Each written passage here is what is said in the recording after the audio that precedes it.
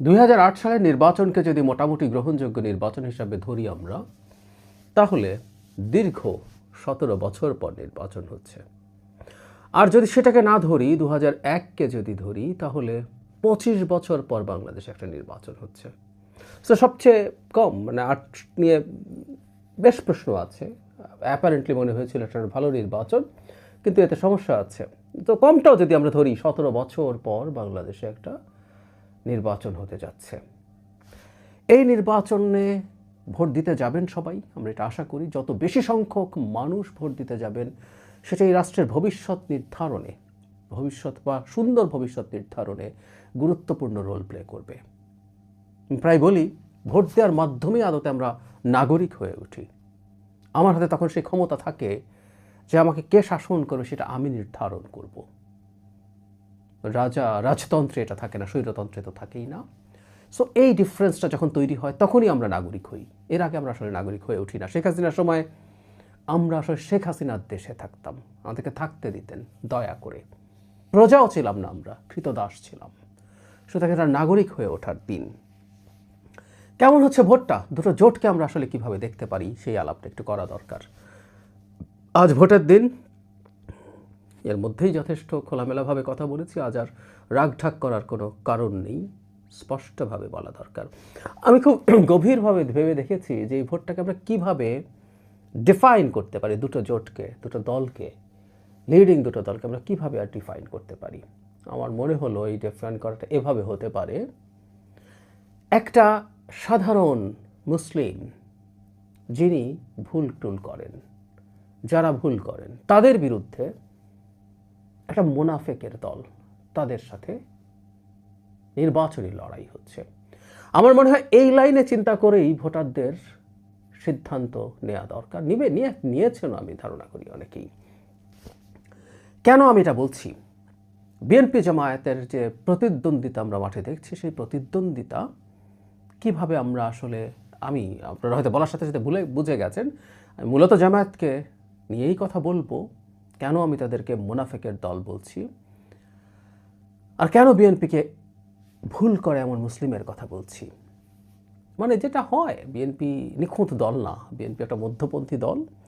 বহু রকম চিন্তার, বহু মতাদর্শের মানুষ এই দলটাতে এসছেন, বছরের পর বছর, দশকের পর দশক থেকেছেন, তাদের নিজস্ব ধরনের চিন্তা আছে, ভুলভ্রান্তি আছে। বিএনপি অতীতে দুবার ক্ষমতায় ছিল, রাষ্ট্র ক্ষমতায় ছিল, এবং তখন ভুলভ্রান্তি তাদের ছিল। জনাব তারেক রহমান তার সর্বশেষ ভাষণে সেটা স্বীকার করেছেন। বিএনপির লোকজন 5 আগস্টের পর, শেখ হাসিনার পতনের পর, স্থানীয় পর্যায়ে বেশ কিছু অনিয়ম, চাঁদাবাজি, এগুলোর সাথে জড়িয়েছে। বিএনপি এটা অ্যাগ্রি করেছে, বহিষ্কার করেছে। সো বিএনপির লোকজন ভুল করে। বিএনপি নিজকে শুদ্ধতম বা সৎ বিরাট হয়ে গেছে সেটা দাবি করে না। আমি বলছি না বিএনপি অসৎ, সেটা দাবি করে না, সেটা দাবি করে ঢোল পেটায় না, সেটা দাবি করে মানুষের কাছে ভোট চায় না। ভুল আছে, আমাদের মতো মানুষ এই বিএনপি করে দেখেছি, যারা দোষে গুণে, এবং অবশ্যই তারা গুণে, মানে দোষের পরিমাণ এমন না যে সেটা টলারেবল না। এরকম একটা দল আমাদের সামনে একদিকে আছে। তারাও প্রতিশ্রুতি দিচ্ছে সামনে কী কী করতে চায়, কী কী করতে চাইবে। তার যিনি প্রধান আছেন জনাব তারেক রহমান, তার যা বলছেন, যেভাবে বলছেন, যা বলছেন চাইতে যেভাবে বলছেন, এটাও খুব গুরুত্বপূর্ণ। আমি সব অবজার্ভ করে মনে করি তিনি একটা পরিবর্তন চান। আবার এটাও মনে করি তিনি ভুলভ্রান্তি করতে তো পারেনি, তার দল তো পারেই, তিনিও করতে পারেন। শুদ্ধতম মানুষ তিনি নন, তিনি ভুল করবেন। তিনি মানুষ, একজন মুসলিম যিনি ভুলভ্রান্তি করবেন। তুলনায় অন্য পাশে আছে একটা দল, যে দলটা বলে সে ইসলামী রাজনীতির দল, যে তার গঠনতন্ত্রে প্রতিটা জায়গায় কোরআন আর হাদিস ছাড়া কিছু রাখেনি।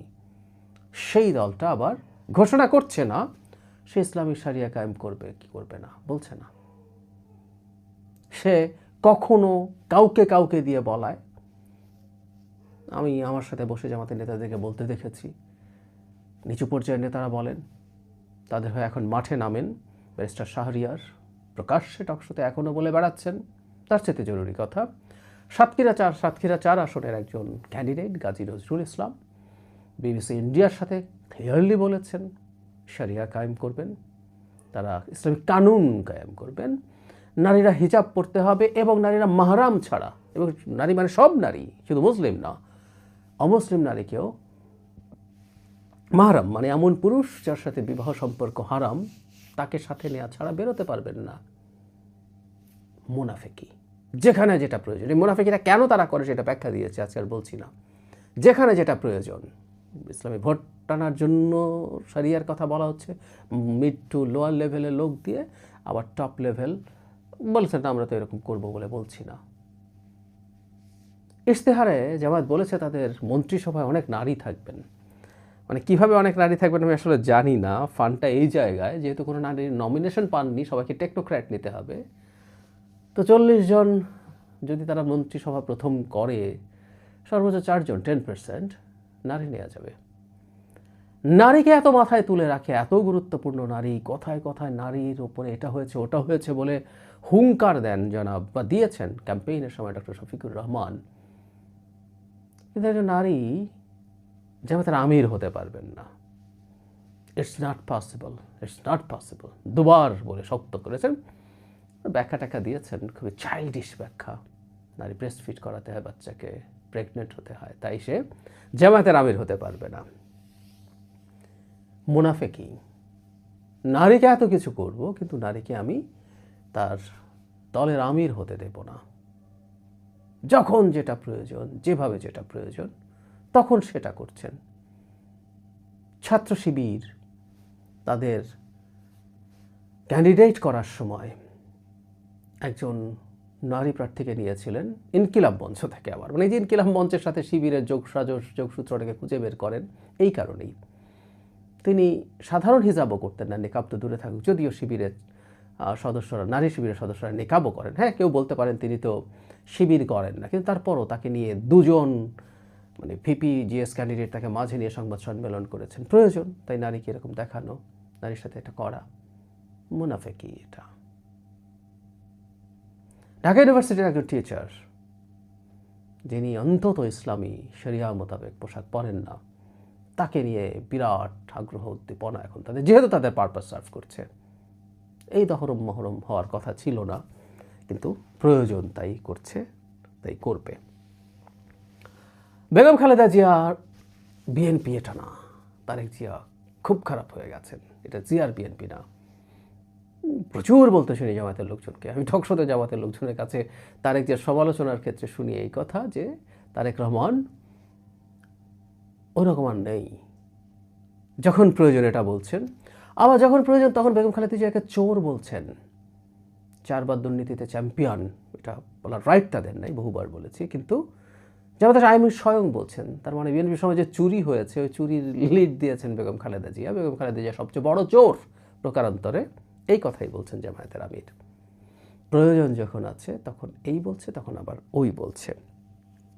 হিন্দু প্রার্থী দিয়ে বিরাট মানবিক ভাব ধরছেন, অথচ তাদের গঠনতন্ত্র অনুযায়ী একজন হিন্দু মানুষ, অমুসলিম মানুষ আমির হওয়া দূরে থাকা একজন কেন্দ্রীয় সদস্য হতে পারে না।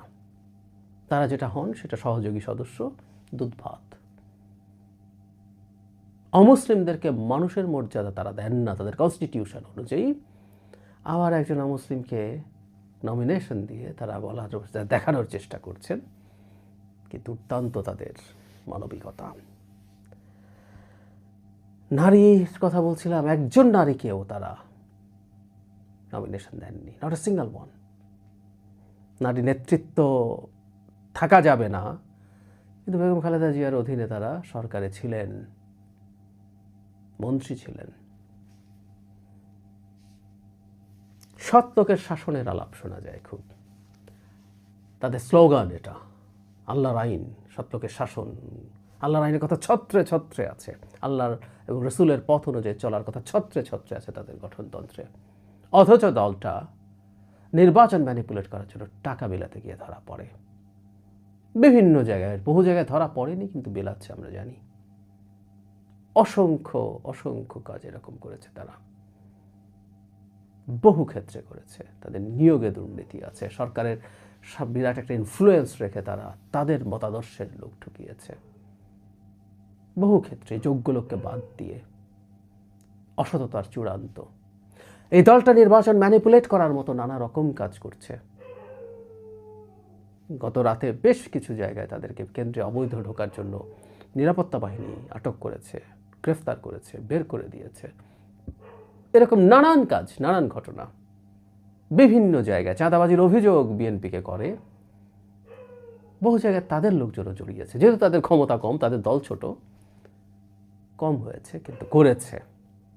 যে সরকারের অংশ তারা ছিল তাকে চাঁদাবাজির অভিযোগে অভিযুক্ত করে, প্রয়োজন মতো সেটা লুকিয়ে ফেলা।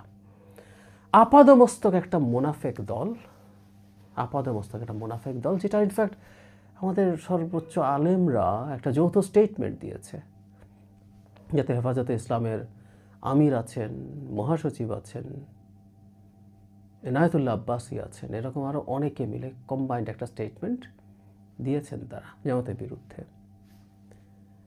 তারা পাবলিকলিও বলেছেন জামাতের এই মুনাফিকির কথা, মুনাফিকি শব্দটা উচ্চারণ করেননি, বায়তুল মুকাররমের খতিব বলেছেন নামে ইসলাম, কিন্তু আদতে তারা কোনো ইসলামের আশপাশে নেই। সো ইসলাম দেখে মানুষের যেন মিসগাইডেড না হয়।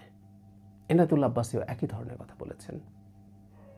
আর হেফাজতের আমির তো তাদেরকে ভোট দেওয়া হারামের কথা বলেছেন। সো বটম লাইন হচ্ছে, একটা নির্বাচন হতে যাচ্ছে যেখানে দোষে গুণে মানুষ, যেরকম দোষে গুণে একজন মুসলিম নেতা নেতৃত্ব দিচ্ছেন, যার আন্তরিকতা আছে, তিনি ভালো মানুষ, কিন্তু তারও ভুল আছে, ত্রুটি আছে, তিনি সেটা স্বীকার করেন, ভবিষ্যতেও করবেন, কিন্তু চেষ্টাটা করবেন। তার বিনিময়ে তার জায়গায় একটা মুনাফেকের দলকে মানুষ ভোট দেবে কিনা সেই চিন্তা করতে হবে। কারণ মুনাফেকদের মূল সমস্যা যেটা, মুনাফেকদেরকে চেনা যায় না। আওয়ামী লীগের লুঙ্গির তলে ছিল তারা, বেরিয়ে এসছে। আমি বহু জায়গায় শুনি এই গল্প, বিভিন্ন মিডিয়াতে, বিভিন্ন অফিসে। আওয়ামী লীগের সময় সবচেয়ে প্রিভিলেজড লোকগুলোই পরবর্তীতে দেখা গেছে জামাতি শিবিরের লোক। ইয়াস, বহু জায়গায় যাই, বহু জায়গায় শুনি মুনাফিকি। এভাবেই ক্রমাগত মুনাফিকি করে গেছে যে দলটা, সেই দলটা যে চেহারাটা এখন সামনে দেখাচ্ছে আমি এটা করব, সেটাই আমরা কেন বিশ্বাস করব? মুনাফিকের মূল সমস্যাটা এই জায়গায়, মুনাফিককে আমরা চিনি না। এ কারণেই এটা জঘন্যতম পাপ এবং দোজখের সবচেয়ে খারাপ জায়গায় মুনাফিকের অবস্থানের কথা বলা হয়েছে ইসলামে।